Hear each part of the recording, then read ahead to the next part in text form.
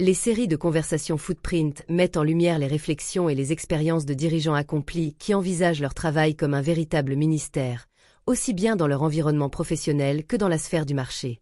La conversation Footprint de cette semaine est consacrée à la première partie du thème « La négociation », animée par le juge et général Jephté, s'inspirant du livre des juges, chapitre 11, versets 1 à 6. En tant que travailleurs et entrepreneurs, nous sommes constamment amenés à négocier dans le cadre de nos activités quotidiennes. Le général Jephté partagera aujourd'hui son expérience, en la mettant en perspective avec les réalités contemporaines du monde professionnel et des affaires. Accueillons chaleureusement le général Jephté dans les conversations Footprint.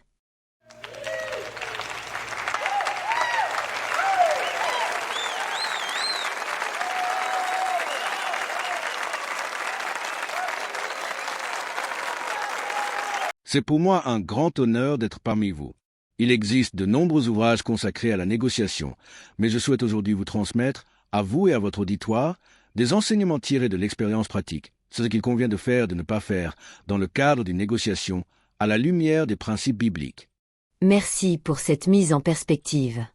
La négociation est un exercice incontournable, qu'il s'agisse de résoudre des conflits, de conclure des accords ou de mener des affaires, que ce soit sur le lieu de travail ou au marché. Votre disponibilité à nous éclairer sur ce sujet fondamental est donc particulièrement appréciée. Commençons par évoquer le rejet que vous avez subi et la manière dont vous y avez réagi. Ce fut une épreuve douloureuse. Ma mère était une prostituée et mes demi-frères m'ont traité de bâtard. Ils m'ont chassé de la famille en me disant « Tu n'auras pas d'héritage dans la maison de notre père ». Un tel rejet aurait pu anéantir bien des personnes, en les plongeant dans la dépression ou en détruisant leur estime de soi. Mais votre réaction fut exceptionnelle, et nous aimerions en tirer des leçons.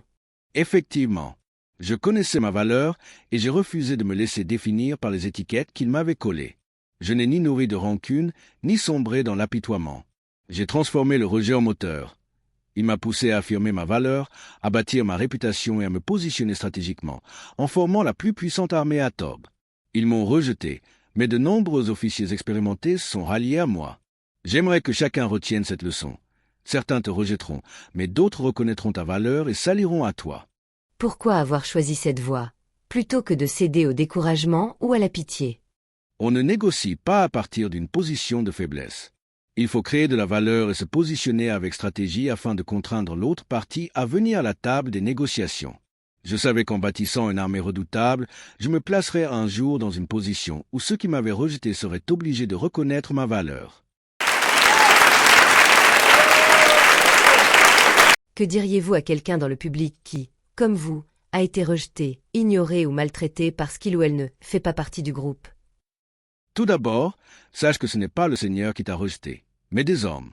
Cela devrait t'inspirer de l'espérance, car si c'était le Seigneur qui t'avait rejeté, la situation serait véritablement grave. Ensuite, comprends ceci. Si tu es rejeté sans raison valable, comme ce fut mon cas, c'est parce que tu représentes un potentiel et que ceux qui te rejettent craignent ce potentiel. C'est très inspirant. Pouvez-vous approfondir cette idée? Haïrais-tu un mort si tu es sain d'esprit? Non, car un mort n'a plus de potentiel. Quelle est la valeur d'un lion mort? Oui, si tu sais que ta relation avec le Seigneur est saine, et que malgré cela tu fais face à l'opposition, au rejet ou à l'animosité, sois assuré que tu portes en toi un grand potentiel. Souvent, le diable redoute ce potentiel. Il se sert alors de personnes faibles, vulnérables à son influence, pour te rejeter, te haïr ou tenter de briser ton esprit, afin que tu ne réalises pas ce que Dieu a déposé en toi. Ils m'ont rejeté sans motif légitime, et cela n'a fait que renforcer ma confiance en mon potentiel. Public, c'est profondément édifiant. Le Seigneur vous parle aujourd'hui à travers le général Jephté.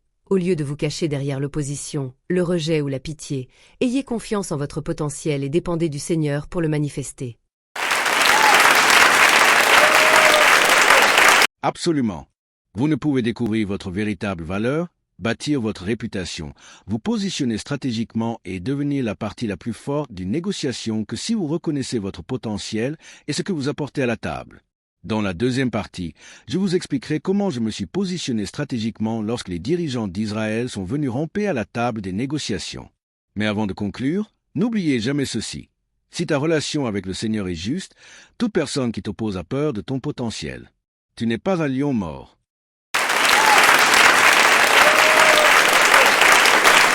Quel message puissant!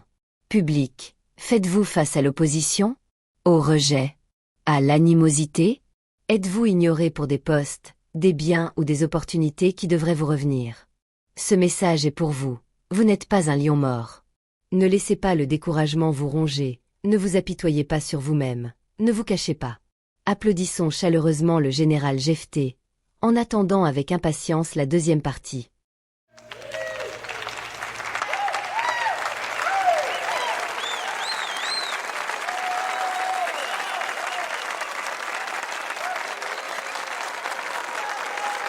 Si la série de conversations Footprint a été une bénédiction pour vous, veuillez la transmettre à d'autres personnes pour qu'elle soit une bénédiction pour d'autres.